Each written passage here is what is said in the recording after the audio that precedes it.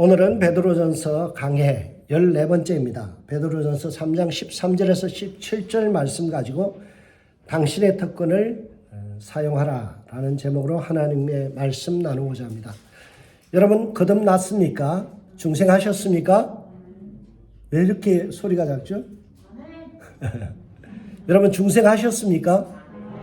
아멘. 이게 해결되지 않으면 큰 문제입니다. 여러분들이 거듭나지 않으면 천국 갈 수가 없어요. 그래서 구원의 확신을 가지고 살아가시길 주의 이름으로 축복합니다. 여러분 중생은 변화가 반드시 따라옵니다. 삶의 변화를 가져오죠. 이것을 우리는 성결이라고 이야기합니다. 중생과 동시에 일어나는 사건이 바로 성결의 은혜입니다. 중생이란 말이 원래 헬라어로 보면 아노겐나오라는 뜻인데요. 하늘로부터 나다 그런 뜻이에요. 위로부터 나다라는 거예요. 땅으로부터 우리는 태어났죠. 그러나 다시 한 번 더 거듭난다는 말은 하늘의 성품을 닮아서 우리가 새로운 삶을 살아간다는 거예요.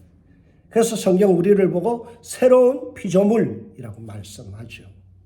거듭나게 되면 우리는 새로운 인생을 살아갑니다. 세상의 가치가 아닌 하나님 나라의 가치, 천국의 백성의 가치관을 가지고 살아간다는 거죠.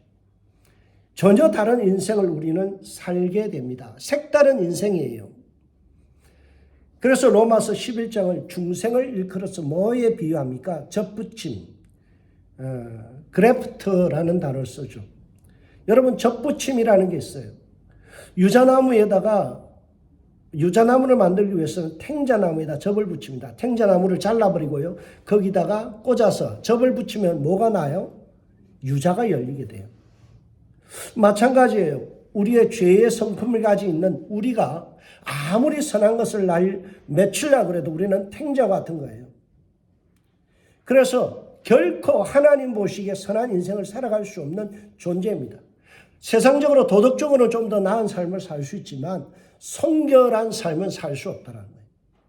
성결과 거룩은 도덕은 다릅니다. 세상 사람들은 도덕적으로 훌륭한 사람 많아요.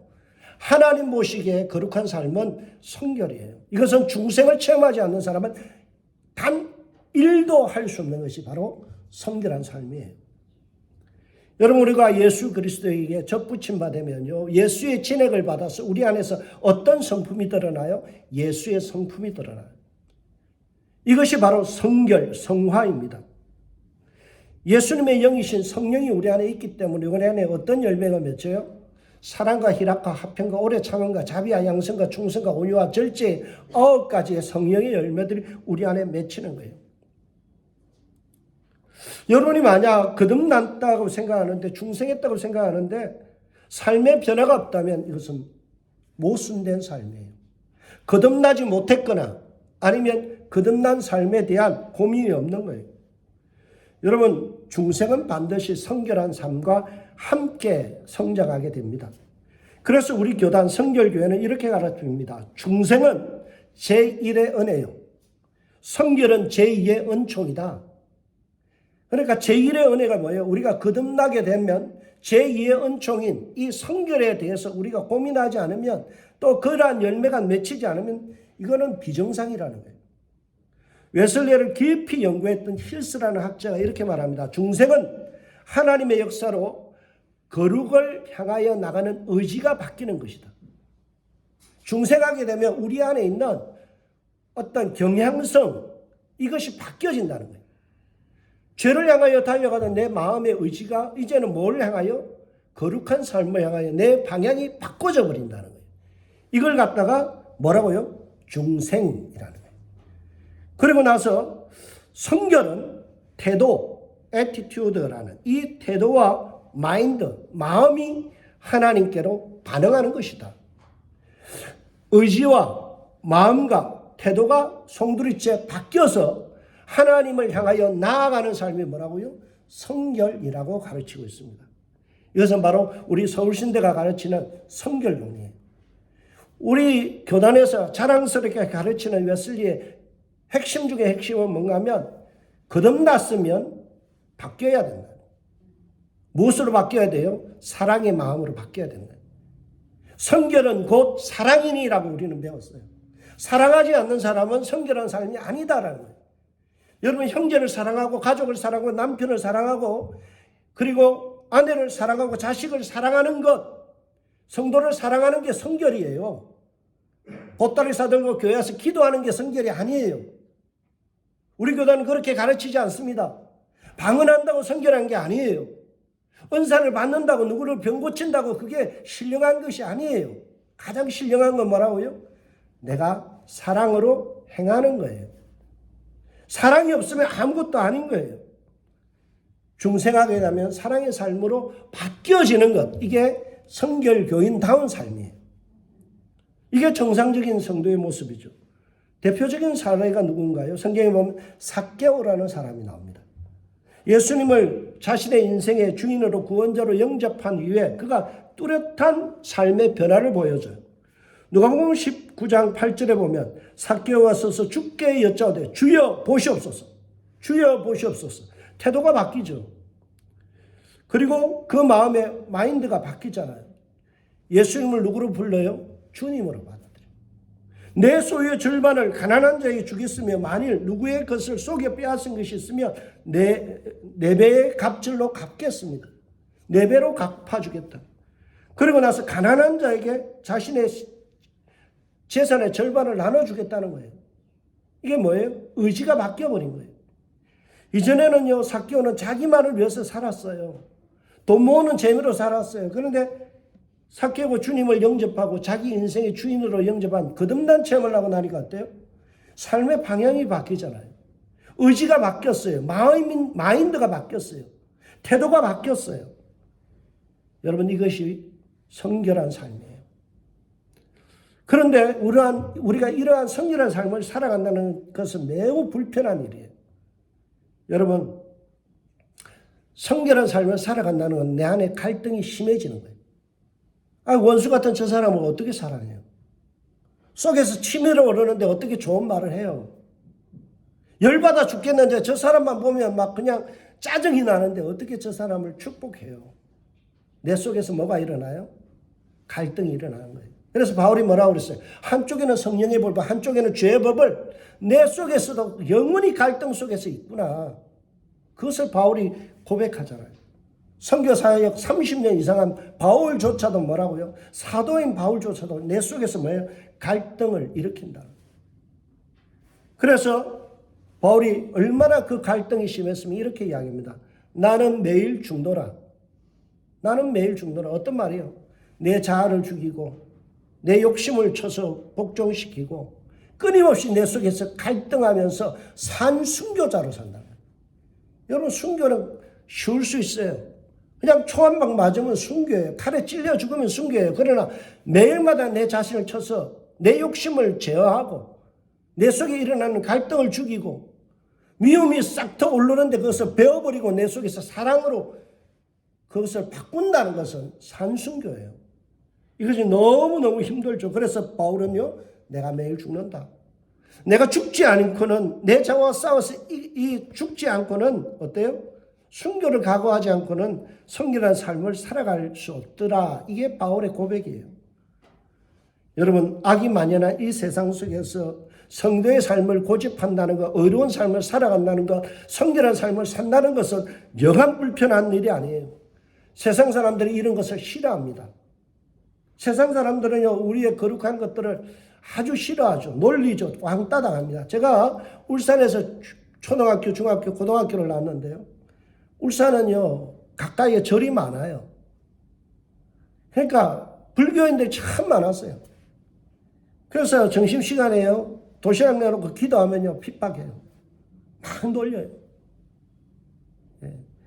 조상한테 제사도 안 지르면서 기도는 하냐 그러면서요. 막 얼마나 갈굼을 달라는지 몰라요. 여러분, 세상 이 기독교를 받아들이지 않는, 예수 그리스도를 주로 인정하지 않는 이 악이 만연한 세상 속에서 우리가 거룩한 삶을 고집한다는 것은 여간 불편한 게 아니죠. 내가 너를 아는데 왜 안 하든지 하려고 그러냐 그러죠. 그냥 우리처럼 적당하게 거짓말하고 편법과 불법을 저지르면서 살아도 되는데 왜 불편하게 너는 그렇게 도드라지게 거룩이라는 것을 추구하냐. 그러지 말라고 해요합니다. 그러나 성도는 주변의 해요와 은근한 압박 가운데서도 올곧게 열정적으로 선을 고집하는 인생을 살아가야 돼요. 왜냐하면 성경은 우리가 이런 일을 위하여 부르심을 받았다라고 지난 시간에 우리가 확인했기 때문에 그래요. 성도의 부르심, 사명 뭐예요? 세상이 나를 갈구어도, 세상이 나를 왕따시켜도 나는 성도답게 사는 거예요. 성도답게. 성도가 뭐예요? 거룩한 성자예요. 길도자예요. 거룩한 길을 고집하는 사람이 성도예요. 나의 정체성은 성도란 말이에요. 나는 거룩한 길을 고집한다 해놓고 내 삶에 모순적으로 악한 길을 걸어가면, 사랑하지 않는, 미워하는 삶을 살아간다면 그거는 이율배반이라는 거죠.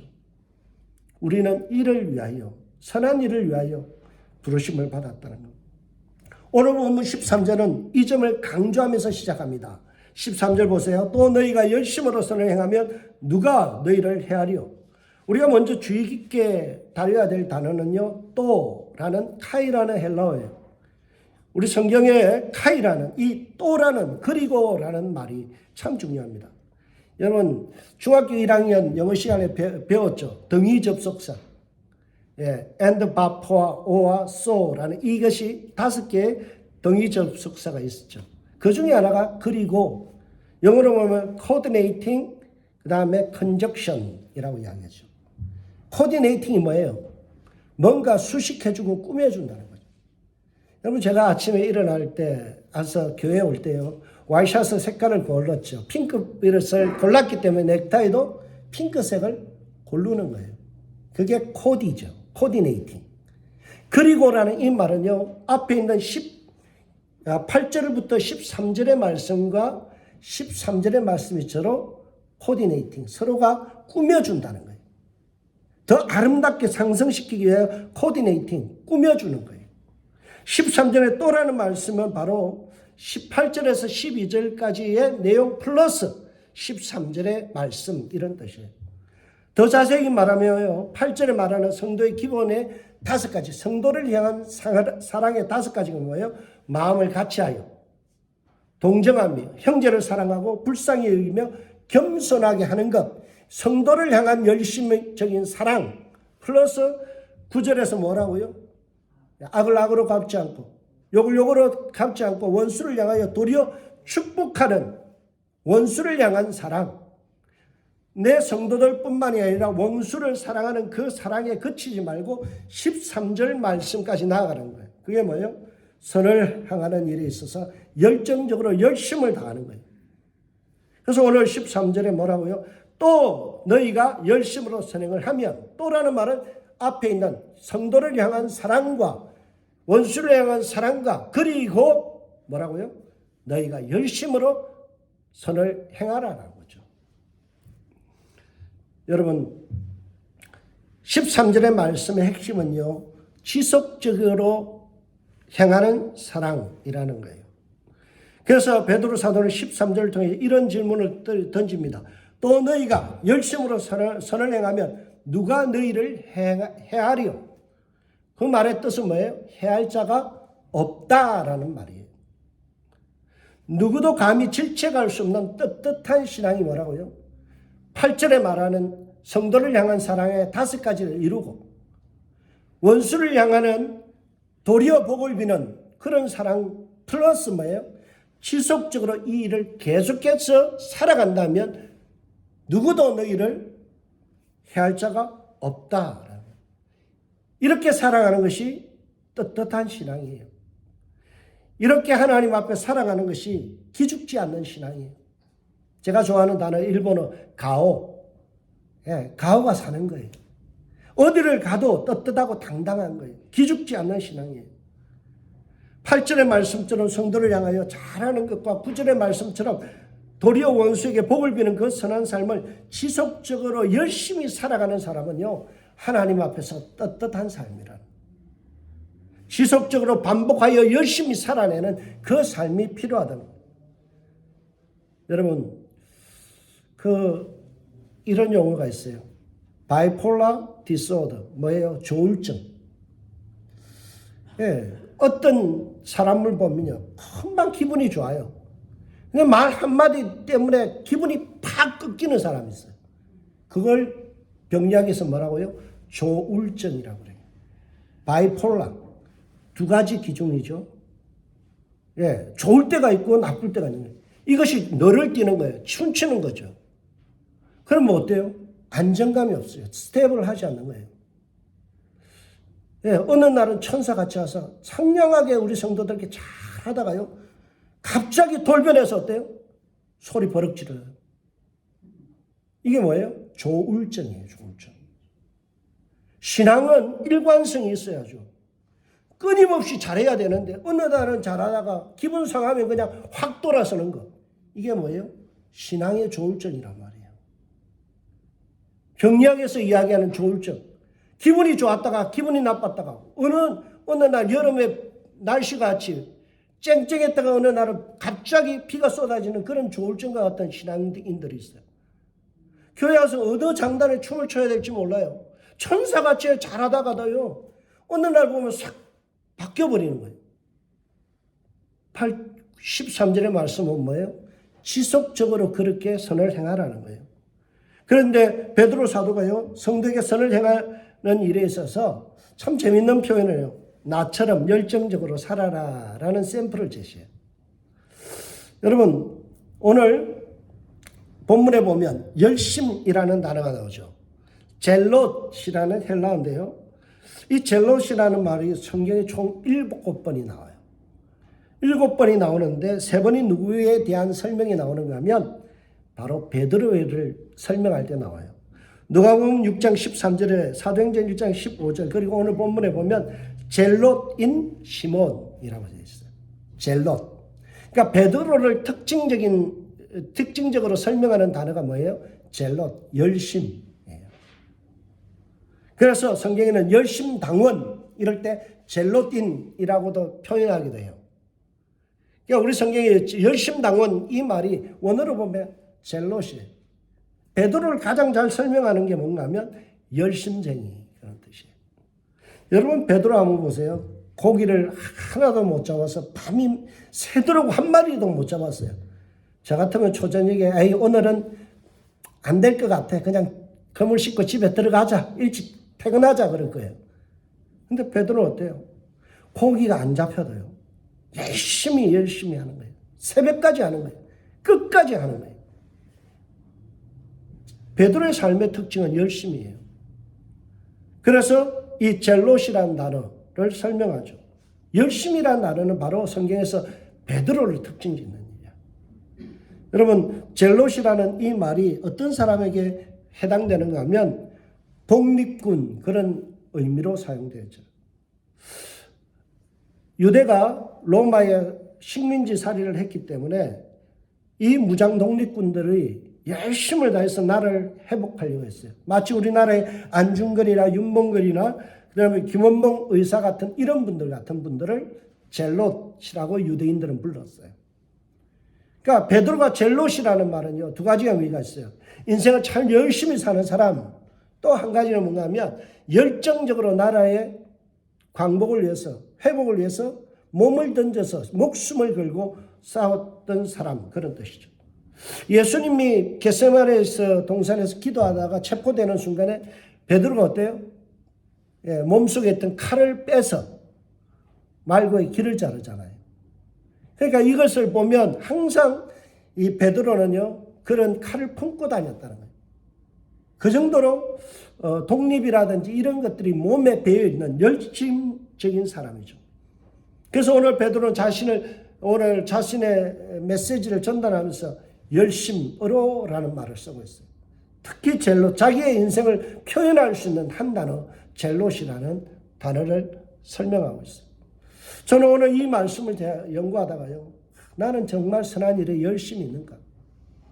열심히 특출난가? 그냥 따라가는 분위기 속에서 살아가는 목사인가? 아니면 선한 일을 위하여 정말 최선을 다하여 열심히 살아가는가? 여러분은 어떠세요? 그냥 눈치껏 사세요? 그냥 남 따라 장가는 거예요?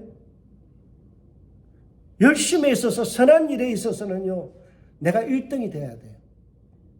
내가 1등이 돼야 돼요. 저희 형이 날 기도할 때 그런 말을 했어요. 하나님, 우리 교회에서 11조 최고 많이 하는 장로가 되게 해주십시오. 진짜 그대로 됐어요. 그런 열심이 있더라고요. 지금도요, 나의 일주일에 3번씩 투석 맞으면서도 형이 지금 노회장이에요. 장로로서, 그러니까 노회장, 지방회장 70개 교회를 돌보고 있어요. 영남 지역에 있는 장로의 회장을 하고 있어요. 장로가 7,000명이에요. 그 7,000명의 수장으로서 올해를 섬기고 있어요. 얼마나 열심히 전국을 돌아다니는지 몰라요. 저는 그것을 보면서 내 열심이 과연 형정도 될 수 있을까? 그런 생각을 해봅니다. 여러분, 선한 일에 있어서는 열심을 내야 돼요. 베드로는 나처럼 선한 일을 열심히 하라 그러죠. 하나님의 사람의 특징은요, 선한 일에 있어서 특심이 있는 거예요. 열심이 있는 거예요. 사도 바울은 사도행전 22장에서 이렇게 고백합니다. 나는 하나님께 대하여 열심히 있는 자라. 젤롯이라는 단어를 써요. 나는 하나님에 대해서 열심히 있는 사람이다. 베드로도 바울도 자기 인생을 설명하면서 뭐라고요? 정말 열심히 산다. 주님을 위해서라면 내가 목숨 걸고 살아간다. 성도와 선한 열심이라는 것은 뗄래야 뗄 수 없는 관계입니다. 디도서 2장 14절에 보세요. 그가 우리를 대신하여 자신을 주시면 예수님께서 우리를 구원하신 이유를 설명합니다. 모든 불법에서 우리를 속량하시고 우리를 깨끗하게 하사 선한 일을 열심히 하는 자기 백성이 되게 하려 하십니다. 하나님이 우리를 구원하신 이유가 뭐라고요? 선한 일을 열심히 하는 자기 백성이 되게 하려 하십니다. 우리가 구원받은 이유가 뭐예요? 구원받고 천국 가는 걸로 끝나는 거예요? 아니에요. 선한 일에 열심히 하는 거예요. 여러분, 선한 일이라는 것은 여러 가지입니다. 여러분, 설거지하는 거 열심히 하세요. 저는 집에서 설거지 도맡아 합니다. 꼭 해요. 왜요? 그것이 내가 가족을 향한 사랑이거든요. 여러분, 청소 열심히 하세요. 남편의 식탁을 차릴 때요, 정성껏 차리세요. 이게 뭐예요? 열심히 해요. 이게 선한 일이에요. 하나님이 나에게 주신 귀한 배우자에 대해서 열심히 음식을 만드는 것, 이것도 중요한 거예요. 대충 먹어. 있던 거 먹자. 그러면 안 돼요. 여러분, 하루하루 한순간 한순간을 살아갈 때 정말 최선을 다하고 정성을 다하는 그런 삶을 살아가야 돼요. 성경은 우리가 이 선한 일을 위하여 부르심을 받았다라는 거예요. 여러분, 제가 좋아하는 말 중에 이런 표현이 있어요. 우리의 목표는 천국 가는 것이 아니라 천국이 내 삶에 들어오게 하는 것이다. 여러분, 많은 사람들이 예수 믿고 천국 가는 것만 관심을 가져요. 오늘 내 삶 속에 천국이 임하는가? 하나님의 나라가 이 땅에 임하옵시며 라고 우리는 고백하죠. 나의 삶의 한순간 한순간에 주님의 나라가 임해야 돼요. 내가 설거지하는 순간에, 집에 청소하는 순간에, 밥상을 차리는 순간에, 내가 직장에 가서 일하는 순간에 뭐예요? 하나님의 나라가 임해야 돼요. 대충대충, 건성건성, 안 보니까 그렇게 하면 안 돼요. 예수 믿는 사람은 선한 일에 열심을 내는 거예요. 이렇게 열정적으로 살아갈 때 하나님께서 보호하시고 은총을 내려주시는 특별한 축복이 있습니다. 이 사실을 드러내는 단어가 13절에 또라는 단어예요. 12절과 13절은 뭐라고요? 서로 코디네이팅, 서로가 꾸며준다라는 말이에요. 여러분, 13절을 잘 이해하기 때는 12절의 말씀을 우리가 볼 필요가 있어요. 12절에 보세요.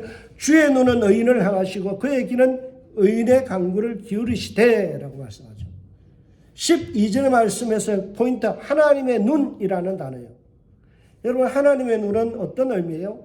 감찰하신다. keeping watch on 이라는 단어예요. 하나님께서 keeping, 계속해서 뚫어지게 바라보시는 거예요. 와치온, 쳐다보고 계신다는 거예요. 하나님의 눈은요, 감찰하시는 눈이에요. 여러분, 역대하 16장 9절에 보면 여호와의 눈은 온 땅을 두루 감찰하사 전심으로 자기를 향하는 자들을 위하여 능력을 베푸시나니. 그러니까 우리가 하나님의 선한 일을 위하여 열심히 살아갈 때 하나님이 하시는 일이 뭐예요? 그 인생을 바라보시고 그리고 능력을 베풀어 주신다는 거예요. 그래서 베드로 사도는 13절을 기록하면서 베드로 사도가 구약의 50장, 이사야 50장 9절의 말씀을 인용해서 기록하는 거예요. 오늘 13절의 말씀은 이사야 50장 9절의 말씀이에요. 또 보라, 주 여호와께서 나를 도우시리니 나를 해할 자가 누구냐라는 거예요. 그 말씀을 가져와서 뭐라고 패러디해요? 또 너희가 열심으로 선을 행하면 누가 너희를 해하리요? 내가 선한 일을 하고 있으면 하나님께서 지켜보시고 도와주신다. 그러니 해할 자가 없다라는 말이에요. 여러분, 13절의 말씀은 이사야 50절을 강조하는 내용인데요. 주 여호와께서 나를 도우신다라는 이 핵심이 있는 거예요. 선한 일을 하면 하나님께서 도와주세요. 선한 일을 하면 하나님께서 그 인생과 교회를 축복해 주세요. 믿으십니까? 아멘. 여러분, 우리가 선한 일을 해야 되는 이유가 여기 있는 거예요. 하나님께서 우리에게요, 기회를 주셨어요. 선한 일을 할 수 있는 기회를 줬는데 그걸 안 하면요, 다른 교회로 흘러가는 거예요. 축복의 통로가 쓰임받지 못하는 거예요. 축복의 촛대가 옮겨지는 거예요. 내 인생이, 내 가족이 하나님이 섬길 수 있는 귀한 기회를 주셨는데 그걸 내가 거부하고 또는 부담스러워하면요, 그 사람 안 해도 돼요. 왜요? 하나님의 백성 많거든요. 하나님의 교회는 많아요. 그 많은 교회들 속에서 선교를 위하여, 구제를 위하여 쓸 교회가 많아요. 그럴 인생이 많아요. 그러니까 네가 해서 복을 받든지 안 하면, 거절하면 그것이 다른 데로 가는 거예요. 그래서 하나님께서 우리를 돕고 계시기 때문에 뭐예요? 두렵지 않다, 당당하다, 그 말이에요. 베드로전서 3장 10절에서 12절의 내용의 오리지널 버전이 시편 34편 다윗의 고백이라고 이야기했죠. 거기에 보면 여호와의 눈은 의인을 향하시고 그의 귀는 그들의 부르짖음에 귀를 기울이시는도다 라는 말씀이 있어요. 시편 34편. 무슨 뜻이에요? 걱정하지 마. 주님을 위하여 선한 일을 행하면 주님께서 지켜보고 계시다가 위험할 때, 도움이 필요할 때 반드시 돕는 손길로 책임져 주신다는 거예요. 그러니 열심히 선을 행하라는 거예요. 그러니 낙심하지 말고 지속적으로 선을 행하는 삶을 살아가는 거예요. 하나님은 선한 삶을 살아가는 성도들 불꽃 같은 눈으로 지켜보실 뿐만이 아니라 때를 따라 도우시고요, 시시때때로 하나님의 은혜를 구할 때마다 뭐예요? 도와주신다는 거예요. 그래서 늘 쓰임받는 인생이 되기를 소망해야 돼요. 갈라디아서 6장 9절에는 이렇게 말씀합니다. 우리가 선을 행하되 낙심하지 말지니 포기하지 않으면 때가 이름에 거두리라. 여러분, 성경은요, 우리가 선을 행하되 낙심될 때가 있어요. 부담스러울 때가 있어요. 어렵고 하기 싫을 때가 있죠. 짜증스러울 때가 있어요. 그러나 포기하지 않으면 하나님께서 반드시 때가 될 때 거두게 하신다는 거예요. 이게 축복의 인생이에요. 하나님께서 반드시 열심 있는 자를 책임져 주십니다. 그래서 성도는 선한 일을 하는 데 있어 용기를 내야 돼요. 어떤 악한 비방과 공격 앞에서도 무릎 꿇지 말아야 돼요. 14절은 이 사실을 말씀해 줍니다. 그러나 의인을 위하여 고난을 받으면 복이 있는 자니. 뭐예요? 고난받는 자. 선을 위하여 고난받는 사람은 어떤 사람이라고요? 복된 인생이라. 왜요? 그 과정 속에서 예수님의 성품이 드러나고 인격을 배워나가기 때문에. 근데 여기에 중요한 말이 있어요. 그런 인생은 복이 있는데 그 사람에게 뭐가 있다고요? 고난이 있다는 거예요. 성도에게 고난이 없다는 것은 이것은 내가 신앙생활을 잘못하고 있다는 거예요. 내 속에서 갈등이 없다는 것은 뭐예요? 내가 주님의 성령의 음성에 민감하지 못하는 거죠. 분명히 주위에 많은 내가 도와야 될 사람, 기도해야 될 사람, 누군가 가서 안아줘야 될 사람, 격려해야 될 사람이 있을 거예요. 그 사람들을 보면서 내가 외면한다는 거는요, 내 속에서 양심이 굳어져 있다는 거예요. 그게 눈에 들어와야 돼요. 저 사람에게 내가 가서 오늘 안아줘야 되겠다는 마음이 들어와야 돼요. 불편해도 그 사람에게 가서 손을 잡아줘야 되겠다는 그 갈등의 마음이 들어와야 돼요. 그게 성령의 마음이에요. 성령이 그렇게 찌르시죠. 이게 고통이에요. 왼수 같은 남편, 그 남편을 내가 밥상을 멋지게 차려준다는 것 속이 뒤집어질 수 있어요. 그럴 때 어때요? 그럼에도 불구하고 맛있게 차려주는 거예요.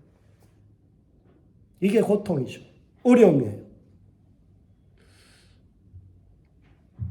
여러분, 우리가 예수 믿는다는 것, 이거는 불편을 자초하는 일이에요. 불편하지 않다면 예수 잘못 믿는 거예요. 내 속에서 끊임없이 불편이 일어나는 거예요. 그래서 성경이 뭐라고 말씀해요? 주의 말씀이 입에는 다나 배에는 써더라. 무슨 말이에요? 입으로 아멘 하기는 쉬워요. 근데 그것을 소화해서 내 속에서 삭히려니까 어때요? 심트림이 올라온다는 거예요. 쓴물이 올라온다는 거죠. 신앙은 그런 거예요. 갈등 없이 신앙생활 됩니까? 저는 안 되더라고요. 누군가를 향하여 사랑한다는 것은 이것은 무지 힘든 일이에요. 그러나 그 과정을 통해서 예수를 닮아가고 십자가의 일을 따라가기 때문에 이게 복되다는 거예요. 예수님의 제자 마태는 마태복음 5장 17절에서 이렇게 말씀합니다. 의를 위하여 핍박받는 자는 복이 있나니 천국이 그들의 것입니다. 여러분, 우리가 선한 일을 하다가 핍박받고 욕먹고 오해받을 때요, 어떤 마음이 들어야 돼요? 아싸, 내가 천국의 멸류관 하나, 득템 하나 얻었다. 그런 마음을 가져야 된다. 캘럽 존스라는 사람이 이 베드로전서를 주석하면서 이렇게 풀이합니다. 그리스도 때문에 올바르게 살고 그로 인해 고난을 당할 특권이 복이고 이는 하나님의 은총의 표지이면서 사람이 구원받은 증거이다. 여러분 다시 들어보세요. 그리스도 때문에 올바르게 살고 그로 인해 고통을 당하는 것이 특권이고 복이다는 거예요. 이는 하나님의 은총의 표지이며 사람이 구원받은 증거이다. 구원받은 사람이라면 올바른 일을 위하여 살아가야 되고 의로운 삶을 살아가야 되고 그리고 그렇게 사는 것이 은총 속에 있는 사람입니다. 그리고 그것이 우리 그리스도인들에게 주어진 특권이라는 거예요. 여러분, 여러분의 특권이 뭐라고요? 의를 위하여 핍박받을 수 있는 특권, 선한 일을 위하여 쓰임받을 수 있는 특권이 여러분에게 주어졌다는 거예요. 하나님 앞에 가서 멸류관 받았을 특권이 여러분들에게 주어진 거예요. 여러분, 구원은 공짜입니다.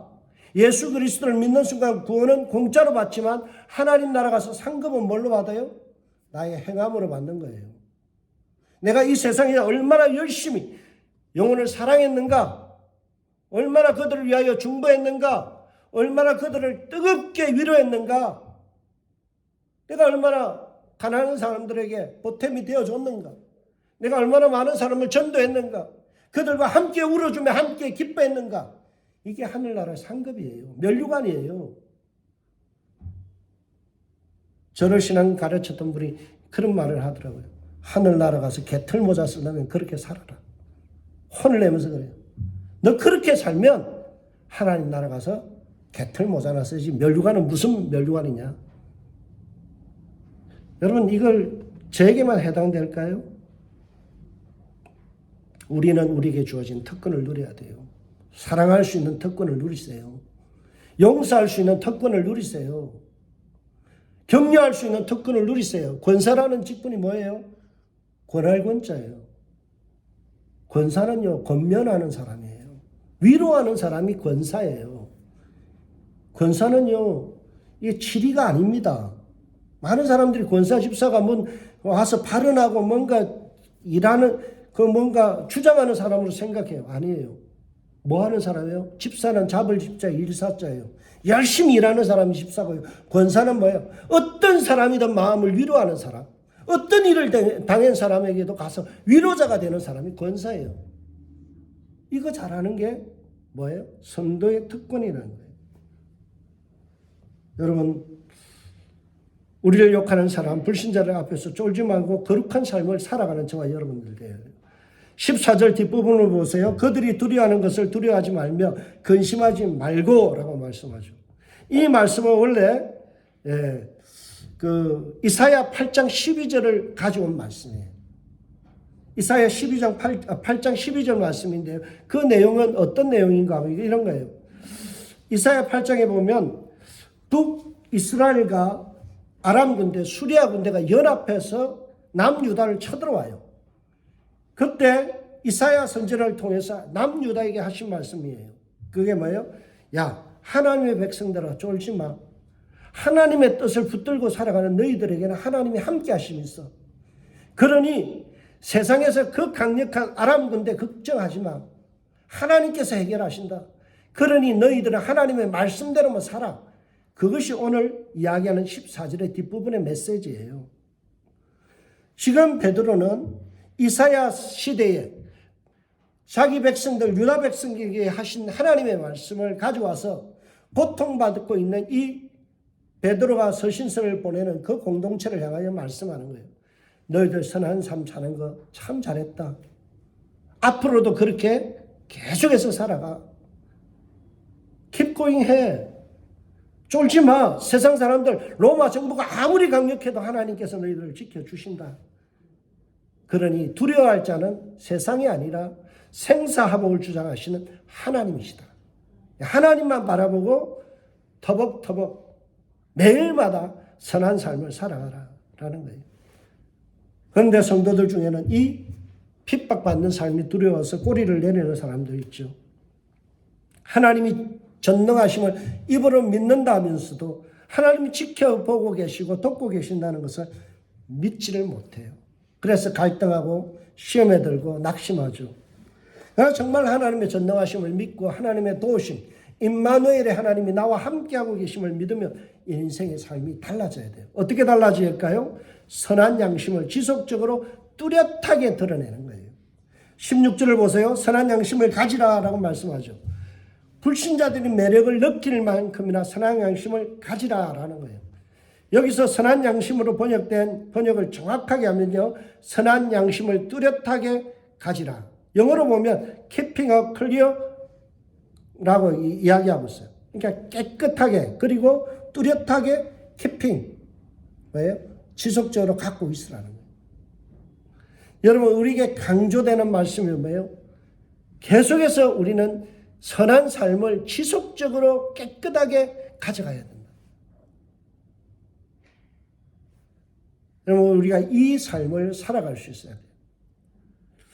그러면서 캘럽 존스가 오늘 이 본문을 갖다가 주석하면서 이런 이야기합니다. 성도가 인격적인 성실한 삶을 지속적으로 보여주라. 들쑥날쑥 하지 말라는 거예요. 아까도 이야기했던 바이폴라 디소드. 끊임없이 우리가 조울증처럼 너를 뛰는 신앙이 아니라 매일마다 일관되게 조금씩 더 나아지는 신앙. 화가 나도 그것을 다스릴 수 있어야 되죠.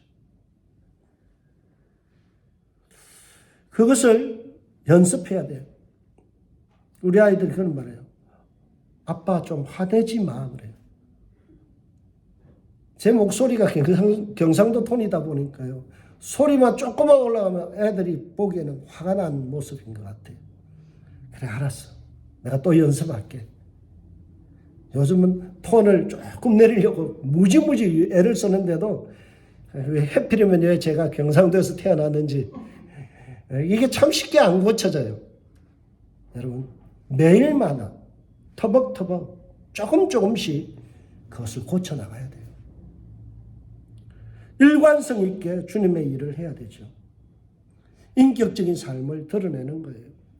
지난 시간에 설득의 3요소 중에 가장 중요한 것이 에토스다. 사람의 인격과 삶이 일관적으로 드러나는 것이다 했죠. 여러분 우리 그리스도인들이 일관적으로 믿을 수 있게 신뢰성 있게 우리의 삶을 지속적으로 선한 삶을 살아갈 때 저 사람은 믿을 수 있는 사람이구나. 선한 양심을 뚜렷하게 지속적으로 키핑 유지하는 게 중요하다는 거예요. 여러분 오늘은 햇빛 쨍쨍, 내일은 구름 가득 이렇게 하지 마시길 주의 이름으로 축복합니다. 어느 장단에 춤을 춰야 될지 모르게 인생이 너를 떠서는, 감정이 너를 떠서는 안 돼요. 매일마다 예수님 조금씩 닮아가시기 주의 이름으로 부탁드립니다. 두 번째로 선한 삶을 드러내기 위해서는요, 캘럽 존스가 선한 삶을 지속적으로 드러내는 데 있어서 중요한 한 포인트를 이야기합니다. 그게 뭔가 하면 태도다라는 거예요. 많은 사람이 그렇게 이야기하죠. 상처를 줘놓고 내가 그런 뜻이 아닌데, 그런 의도가 아닌데, 뭐에 문제가 있었다는 거예요? 말하는 태도에 문제가 있다. 표현하는 태도에 문제가 있다는 거예요. 표현을 투박하게 하니까 벌써 상처는 받았어요. 근데 내 마음은 어때요? 그런 마음이 아니었어요. 근데 내가 실수한 게 뭐예요? 태도가 잘못됐다는 거예요. 캘럽 존스가 이렇게 얘기합니다. 메시지를 전하는 방식 때문에 그를 향한 그리스도의 사랑을 무가치하게 만들 때가 많다. 전하는 방식 때문에, 무례함 때문에 어때요? 사랑이 전달되지 않는 거예요. 사랑은 무례히 행치 아니하고. 여러분, 사랑이라는 것은 일방적일 수가 없어요. 인격적으로 다가가야 돼요. 근데 무조건 막 내가 잘해주면 그것이 사랑인 줄 알아요. 아니에요. 그 사람도 그것을 기쁨으로 받아들일 수 있는 그런 관계 속에서, 그런 태도 속에서 해야 된다는 거예요. 그리스도인들이 선하게 살아가는데 뭐에 연습이 안 됐어요? 전하는 방식에 문제가 있다는 거예요. 그리고 불신자를 향하여 선한 양심을 드러낼 때 온유와 존중으로 선한 태도를 포장하라는 거죠. 그래서 바로 앞에 있는 15절에 온유와 두려움으로 하고라고 말씀하죠. 여러분, 우리 성도들이 지속적으로 선한 일을 할 때 뭐가 필요하다고요? 온유와 두려움. 온유라는 말이 헬라어로 보면 프라우라는 말인데요. 온유라는 말도 되지만 원어적으로 보면 gentle, 아주 신사적이다. 그 다음에 mildness, 왜요? 아주 부드럽다. 여러분, 담배에만 마일드가 있는 게 아니에요. 마일드, 굉장히 순하고, 그리고 어때요? 부드러워야 돼요. 예수 믿는 사람은 사랑을, 선한 일을 표현할 때요, 애따 먹으라 이렇게 던져주는 태도가 되어서는 안 돼요. 그 사람의 자존심을 건드려서는 안 돼요. 그 사람의 나가서는 모습이 젠틀해야 돼요. 그리고 이 프라우라는 말을요, 또 어떤 곳에서는 겸손이라고도 번역됐어요. 여러분, 겸손한 태도로 해야 돼요. 고압적인 자세에서 내가 위에서 너에게 하나 베푼다가 아니에요. 스포팅. 내가 뭔가 도와드리는 조력자의 역할을 해야 되는 거죠. 두 번째는 두려움이라고 했어요. 포보스라는 이 단어는요, 두려움이라는 말도 있어요. 그러나 포보스라는 말이 경외라고도 하거든요. 경외라는 말은 다른 말로 존중이에요. 존중. 여러분, 내가 도와주면서 그 사람을 어떻게 해야 된다고요? 존중해야 돼요. 많은 사람들이 이 두려움이라는 말을 갖다가 그냥 어떻게 해석을 잘못했어요. 내가 뭔가 조금 무서워하면 된다, 이런 생각을 갖는데요. 그게 아니에요. 두려움이라는 이 단어의 정확한 뜻은요, 존중하다. 내가 뭔가를 도와줄 때, 선한 일을 할 때 고압적으로 그래, 내가 이렇게 해줄게, 이러면 뭐예요? 그것이 신사적이지 않아요. 선한 일을 하는 태도가 아니에요. 우리는 항상 젠틀하면서 상대방을 존중하는 태도를 가지고 선한 일을 해야 됩니다. 왜냐하면 아무리 좋은 일도 선한 마음에 상처를, 스크래치를 낼 수 있어요. 태도가 진리를 가로막을 수 있어요. 그리고 불신자를 구원하기 위해서는 억지스러운 주장을 하는 그들 앞에서도 항상 신사적으로 돼야 돼요. 이것이 성도의 경쟁력이에요. 하늘법도 한데 참 이상하다, 저 사람은 참 진실하다, 성실하다, 이렇게 이야기할 수 있어요. 지그지글러라는 사람이 이런 말이에요. 능력이 아니라 태도가 당신의 고도를 결정한다. 뭐가 여러분의 고도를 결정한다고요? 태도가. 컨설턴트의 대가였던 이노우에 히로유키라는 사람이 쓴 책에 보면요, 이런 말이 있어요. 태도가 경쟁력이다. 상위 1%의 사람들, 성공하는 사람에게는 탁월한 태도가 있다. 사람을 대하는 존중하는 태도가 있다. 명심하십시오. 좋은 태도가 성도의 경쟁력입니다. 그렇게 우리가 살아갈 때 여전히 고난의 파도는 밀려옵니다. 핍박은 피해갈 수 없는 우리의 운명입니다. 예수 믿기 때문에 불편함을 감수해야 됩니다. 그러면 그럴수록 성도는 더 멋있게 근사하게 살아내는 것입니다. 17절을 보시기 바랍니다. 선을 행함으로 고난받는 것이 하나님의 뜻이신데 악을 행함으로 고난받는 것보다 나으니라. 더 나은 삶이 어디에 있어요? 고난받는 삶 속에서도 선을 행하는 것. 여러분, 늘 제가 인용하죠. They go low. 그들은 저급하게 행동해도 we go high. 우리는 고급스럽게 놀자. 어떤 삶이 더 나은 삶인가요? 초진이건 선한 삶을 살아가는 것. 좋은 태도로 상대방을 설득하는 것. 젠틀하고 존중하는 태도를 가지고 사람을 설득하는 것. 이것이 그리스도인의 빛과 소금의 삶이에요. 세상 속에서 우리가 이러한 삶을 살아가심으로 많은 사람들에게 은혜와 복을 끼치는 복의 통로가 되시길 주의 이름으로 축복합니다. 기도하겠습니다.